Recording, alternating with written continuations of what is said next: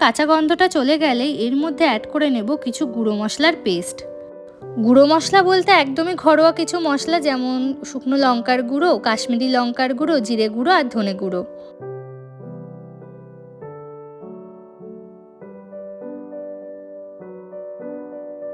এবার আবারও ভালো করে কিন্তু এই পুরো মশলাটাকে কষিয়ে নিতে হবে। আর কষানোর সময় এখানে একটু আবার 2-4 দানা চিনি ফেলে দিলাম। মশলা কিন্তু খুব ভালো করে কষে এসছে। এই সময়ে আমি এর মধ্যে অ্যাড করে দেব আগে থেকে সিদ্ধ করে রাখা বাঁধাকপিটা। আর অন্যদিকে আমি একটা প্যানে তেল গরম করে ভেজে নেব এই যে 3 রকমের সবজি কেটে রেখেছিলাম এগুলো। আজ রান্না করতে করতে কিন্তু বেশ ভালোই দেরি হয়ে গেছে।